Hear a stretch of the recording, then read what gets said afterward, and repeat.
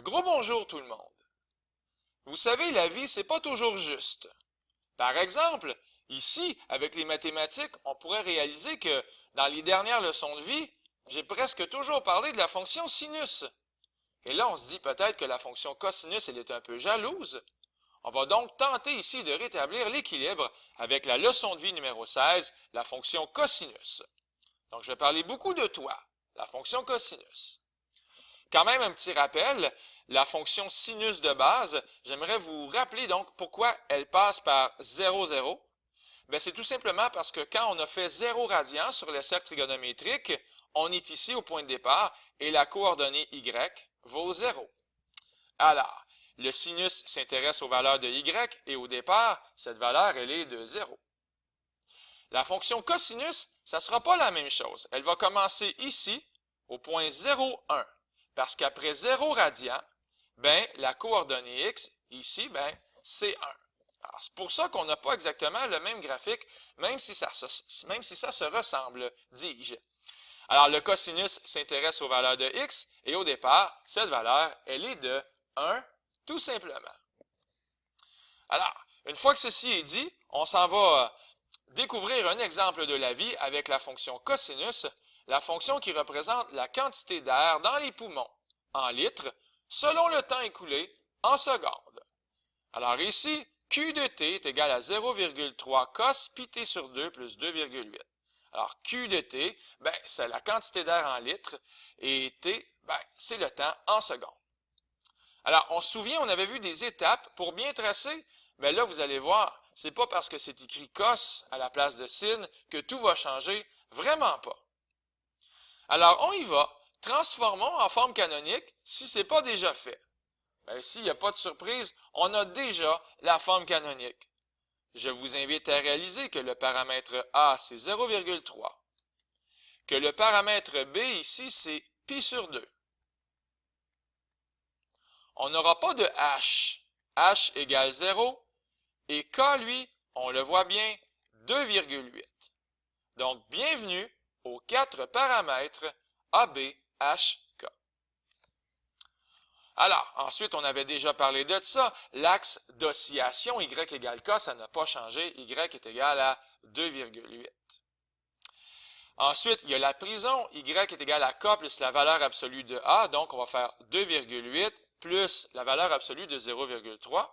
Puis aussi, Y est égal à K moins la valeur absolue de A. Donc, 2,8 moins la valeur absolue de 0,3. On devrait trouver ici Y est égal à 2,5 et Y est égal à 3,1. Il n'y a pas vraiment de changement. Il n'y a pas vraiment de surprise ici. La période, valeur absolue de 2pi sur B, donc 2pi sur 2. Alors, 2pi sur 2. Tiens, je peux prendre mon temps. 2pi, mais au lieu de diviser, je vais multiplier par l'inverse. Donc, je vais multiplier par 2 sur pi. Et les pi vont mourir ensemble. Peut-être heureux, qui sait, comme un couple qui se tient par la main avant l'heure fatidique. On va donc trouver 2 fois 2, 4. La période, elle est de 4. Et un conseil que je vous avais également donné, c'était de séparer la période en 4 sur l'axe horizontal. Moi, je vous invite à graduer par 1, une seconde à la fois. Parce qu'on va bien voir les mouvements de la fonction cosinus comme ça. Alors là, vraiment ici, il suffit de réfléchir un peu avec tout ce qu'on a trouvé. Je vais vous montrer tout de suite le graphique de quoi il a l'air. Étant donné que c'est une fonction cosinus, je vous rappelle que tantôt, je vous ai expliqué que la fonction cosinus, elle commençait à son maximum. Elle commence à son maximum lorsqu'il n'y a pas de paramètre h. Mais ici, ça tombe bien, je vous ai dit qu'il n'y en avait pas de paramètre h. Lisons ensemble.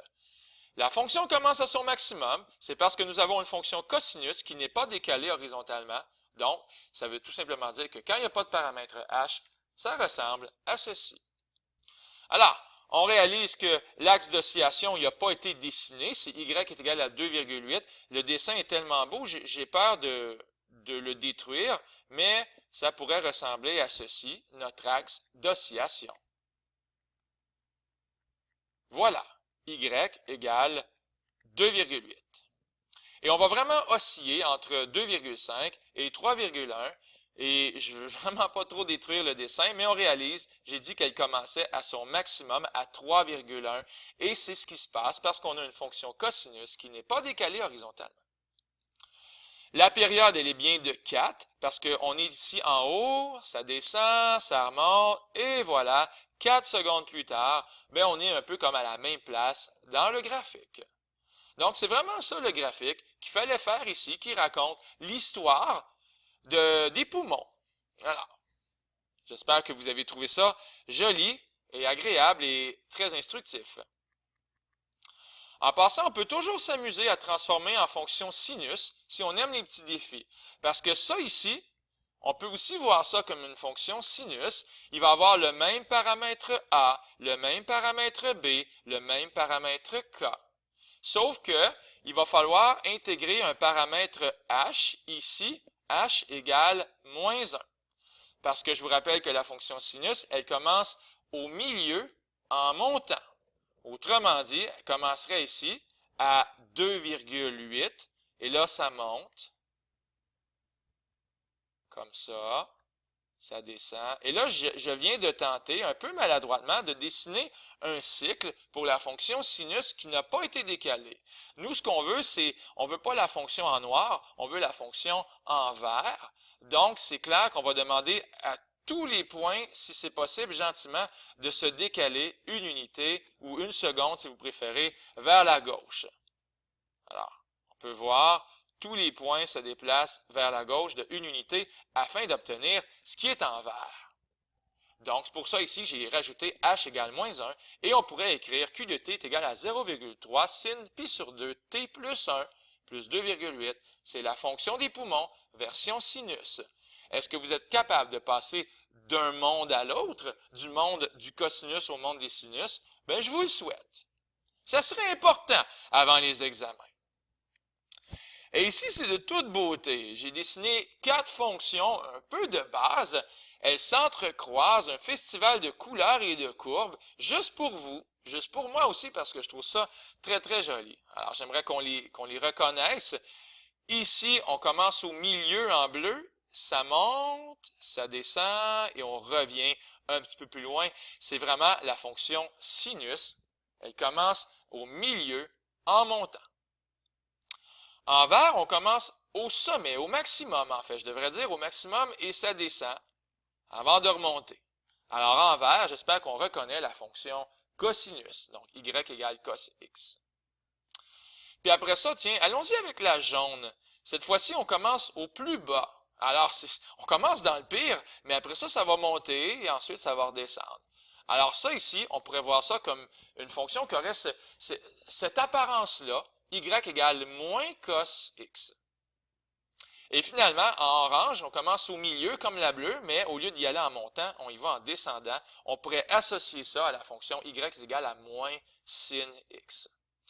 Alors, prenez le temps de vivre intensément ces petites morales, là, ces petites sagesses que j'ai fait apparaître pour vous. Vraiment, on a les 4 moules de base. Hein? Au milieu en montant, au milieu en descendant. On commence en haut en descendant, on commence en bas en montant. Tout associé ici avec les bonnes fonctions. Alors, c'est la fin de la leçon de vie numéro 16. J'espère que la fonction cosinus vous a pas trop traumatisé. J'espère que moi, je vous traumatise pas trop non plus. C'était Luc Allard pour le Collège Sainte-Anne qui vous dit au revoir.